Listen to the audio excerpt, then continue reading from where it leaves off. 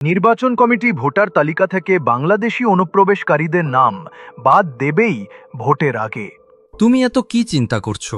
এখন শুধু আমি মুসলিম বলে ভোটার লিস্ট থেকে আমার নাম বাদ যাবে? এগুলো বাজে কথা।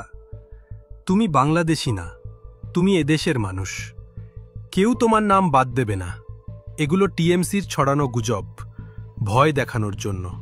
তাহলে সবাই কেন বলছে মুসলিমদের ভোট যাবে? ওরা তো এটাই চাচ্ছে। ওরা চায় তুমি আতঙ্কে ভোট দাও, উন্নতির জন্য নয়। তুমি এখন তোমার মেয়ের নিরাপত্তা, তোমার পরিবারের ভবিষ্যৎ, তোমার ছেলে মেয়েদের চাকরি ব্যবস্থা, এই বিষয়গুলো মাথায় রেখো ভোট দেওয়ার সময়। এই ধরনের মিথ্যা রটনায় মাথা ঘামিও না।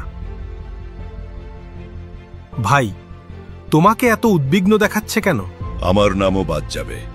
আমি তো 25 বছর আগে বাংলাদেশ থেকে এসেছি। তোমার নাম বাদ যাবে না।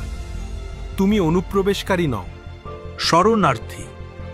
তোমার মতো হিন্দুদের রক্ষা করতে যারা বাংলাদেশ, আফগানিস্তান, পাকিস্তান এ ধর্মীয় অত্যাচারভুক্ত, কেন্দ্র সরকার এবং বিজেপি তাদের জন্য সিএএ এনেছে। তুমি নাগরিকত্ব পাবে, চিন্তা করো না। মমতাদি, আপনার ভোটার কে বাঁচান, না হলে আমাদের সবাইকে ফেরত পাঠিয়ে দেবে, আমাদের ভোটের অধিকারও চলে যাবে।